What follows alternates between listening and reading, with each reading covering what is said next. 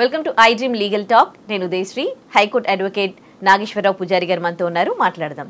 నమస్తే అండి, welcome to studio. So చాలా కంపెనీస్ ఇప్పుడు సడన్గా ఎంప్లాయీస్ని జాబ్లోంచి తీసేస్తూ ఉన్నారు. ఇలా పెద్ద పెద్ద కంపెనీస్ మనం చూస్తున్నాం. ఐటీ కంపెనీలలో కావచ్చు, వేరే అదర్ కంపెనీస్లో కావచ్చు. ఒక మామూలుగా జాబ్ కోసం వెళ్ళినప్పుడు మనము అందులో జాబ్ రిక్రూట్మెంట్ టైంలో సైన్ చేస్తాం కదా.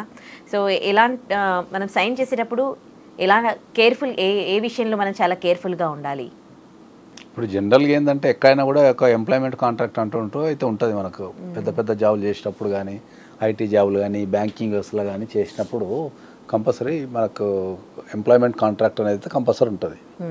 సో ఎంప్లాయ్మెంట్ కాంట్రాక్ట్లో మీరు ప్రధానంగా గమనించాల్సింది ఏంటంటే, మనకు ఎప్పుడైనా కూడా చూసినప్పుడు టర్మినేషన్ పార్ట్ అనేది ఒకటి చాలా జాగ్రత్తగా చూసుకోవాలి. టర్మినేషన్ పార్ట్ అనేది ఎట్లా తీసేస్తారు, ఎప్పుడు తీసేస్తారు, ఎందుకు తీసేస్తారు అనేది ఉంటుంది దాంట్లో మీరు చదివేటప్పుడు ఏంటంటే సడన్గా తీసేస్తామని ఉంటుందా, లేకపోతే నోటీస్ పీరియడ్ ఇస్తామని ఉంటుందా, ఓకే, తర్వాత దానికైనా ప్రొసీజర్ ఉంటుందా అనేది మీరు చాలా జాగ్రత్తగా గమనించాలి. ఫస్ట్ ఒకవేళ ఎంప్లాయీని సడన్ గా తీసేసేసారు అనుకోండి, అప్పుడు అయితే మనకు ఎంప్లాయ్మెంట్ చట్టాల ప్రకారం, మనకు లేబర్ యాక్ట్స్ కానీ ఎంప్లాయ్మెంట్ చట్టాల ప్రకారం కానీ ఎవరిని సడన్గా తీసేయడానికి లేదు. ఎక్కడ కూడా compulsory there is a notice ఇచ్చే తీసేయాలి. నోటీస్ ఇవ్వకుండా తీసేయడానికి లేదు. ఒక్కొక్క కంపెనీకి దాని ఇండస్ట్రీని బట్టి అక్కడ రూల్స్ అండ్ రెగ్యులేషన్స్ ఫ్రేమ్ చేయబడతాయి. కొన్ని కంపెనీలు 1 month నోటీస్ ఇస్తారు, కొన్ని కంపెనీలు 2 months నోటీస్ ఇస్తారు, కొన్ని కంపెనీలు 3 months నోటీస్ ఇస్తారు. డిపెండ్ అపాన్ ద జాబ్ ప్రొఫైల్ని బట్టి, కంపెనీని బట్టి, రిక్వైర్మెంట్ బట్టి వాళ్ళు సెట్ చేసుకుంటారు అవి. కాబట్టి దాంట్లో ఉన్న ఎంప్లాయ్మెంట్ కాంట్రాక్ట్లో ఎంత టైం ఉందో అనేది చూడాలి. మనం చూసి దాని ప్రకారం నేర్చుకోవాలి. రెండోది వచ్చేసి మనకు బాండ్ అడుగుతుంటారు ఎక్కువ. ఏది ఎంప్లాయ్మెంట్లో కొత్తగా చేర్చుకునే వాళ్ళని బాండ్ అడుగుతారు. 2 years బాండ్ ఇవ్వాలి అని అడుగుతారు. ఈ 2 years కానీ 1 year కానీ 3 years కానీ బాండ్ అడుగుతుంటారు. అకార్డింగ్ టు ద లా అయితే బాండ్ అనేది ఎప్పుడు కూడా ఇన్వాలిడ్, వాల్యూ ఉండదు బాండ్కి. ఓకే.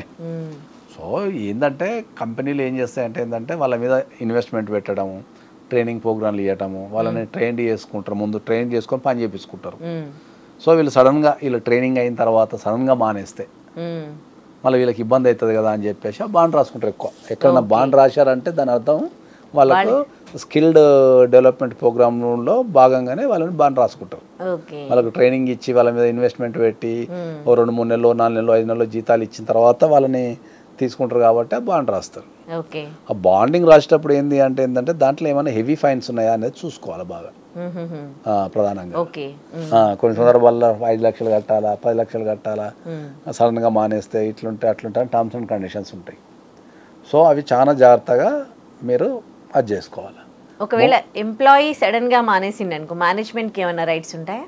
ఏది డెఫినెట్లీ ఉంటాయి. ఎలాంటి రైట్స్ ఉంటాయి? ఫస్ట్ ఇప్పుడు సడన్ గా మానేకి చట్ట ప్రకారం అయితే ఏముండదు, ఫస్ట్ పాయింట్. రెండోది సడన్గా మానేస్తే దానికి జరిగిన ఏదైనా లాస్ ఉంటే కాంపన్సేషన్ ఎంప్లాయీ దగ్గర నుంచి తీసుకునే అవకాశం ఉంటుంది. ఓకే.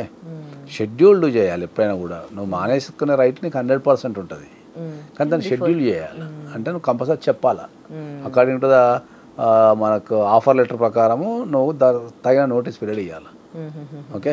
ఒకవేళ నువ్వు సడన్గా మానేసినాం అనుకుందాం, సపోజ్ సడన్గా మానేస్తే రిలీవింగ్ లెటర్ ఇవ్వడు కదా, ఎక్స్పీరియన్స్ లెటర్ ఇవ్వడు కదా. సో నువ్వు నెక్స్ట్ జాబ్కి వెళ్ళాలనుకో, నేను రిలీవింగ్ లెటర్, ఎక్స్పీరియన్స్ లెటర్ అనేది కంపల్సరీ అడుగుతారు. అవి లేకుండా ఎట్లా చేస్తారు మీరు? కాబట్టి అవి రావాలి. కాబట్టి ఫైనల్ అకౌంట్స్ ఉంటాయి.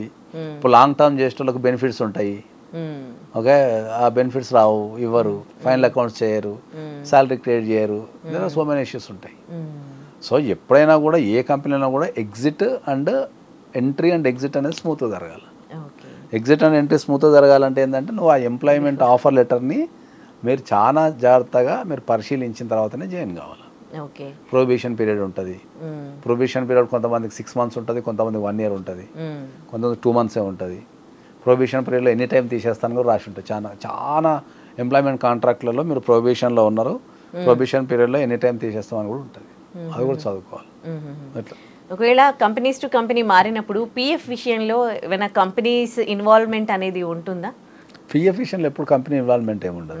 వాళ్ళు ఇబ్బంది పెట్టే ఛాన్సెస్ లేవా కంపెనీ నుంచి ఇంకో కంపెనీకి వెళ్తే? ఏముండదు. అది పిఎఫ్కి అంటే ఎంప్లాయీకి సంబంధించిన ఇష్యూ. అది ఓకే పిఎఫ్ ఇక్కడ ఉన్నంత కాలం వీళ్ళు కట్టేస్తారు, మళ్ళీ అక్కడ కొత్త కంపెనీకి పోయినప్పుడు ఈ నెంబర్ అక్కడ ఇచ్చేయాలి మనం. ఓకే ఆ షిఫ్టింగ్లో ఆ ఏసుట్లో ఏమైనా చిన్న చిన్న డిస్టర్బెన్స్ ఉంటాయి, కానీ కంపెనీ టు కంపెనీ చేంజ్ అయినప్పుడు పిఎఫ్కి సంబంధించి కంపెనీకి ఏం అధికారం ఉండదు. కాకపోతే మీరు పిఎఫ్ కంపెనీ కడుతుందా లేదా అనేది చెక్ చేసుకోవాలి.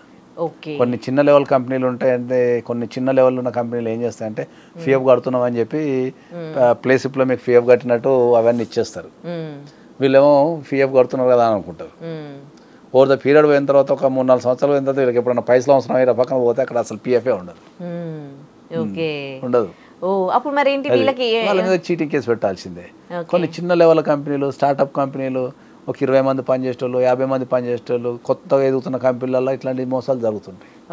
కొంతమంది పిఎఫ్ ఉంటేనే పనిచేస్తాం అనటం లాంటివి జరుగుతుంటాయి. కాబట్టి కొన్ని సందర్భాల్లో కంపెనీకి కొన్ని పిఎఫ్ లాంటిది పెడితేనే వాళ్ళకి ఏమైనా ఎగ్జామ్షన్స్ వచ్చే అవకాశం ఉంటుంది. కాబట్టి వీళ్ళ దగ్గర ఫండ్స్ లేక పిఎఫ్ ఇస్తాను మాటిస్తారు, తర్వాత నీకు ప్లేసిప్లో పిఎఫ్ చూపిస్తుంటాడు జమ చేసినట్టు, ఒరిజినల్ పిఎఫ్ ఉండదు.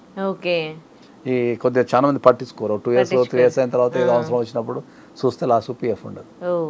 సో దాన్ని కూడా వెరిఫికేషన్ చేసుకోవాలి. ఇప్పుడు పెద్ద కంపెనీలలో అంటే మీకు ఎంఎన్సీ కంపెనీలో అట్లా ఏం ప్రాబ్లం ఉండదు, కానీ ఏదైనా కొత్తగా మీరు చేరుతున్న కంపెనీలో కనుకైతే ప్రాబ్లం ఉంటుంది. Thank you so much. And for more videos, please subscribe to iDream. Please subscribe to iDream. Please subscribe iDream. And please subscribe to iDream. For more videos, subscribe to iDream. please like, share and subscribe to the channel. Congratulations, iDream. Subscribe to iDream. Subscribe to iDream. So subscribe to iDream Media. iDream ki iDream team andarki huge congratulations. Please subscribe iDream Media. Please subscribe to iDream. Subscribe iDream. Please subscribe to iDream. iDream అంటే నా కళల ఛానల్ను subscribe చేసుకున్నారు, నోరు తిరుగుతలేదు, మీరైతే గంట గుర్తు కొట్టండి. For more such videos, please subscribe to iDream. Subscribe to iDream. Please subscribe to iDream. Please subscribe iDream Media. Please do subscribe to iDream. Please subscribe to iDream Media. For best entertainment and information, please subscribe iDream. And don't forget to subscribe to iDream.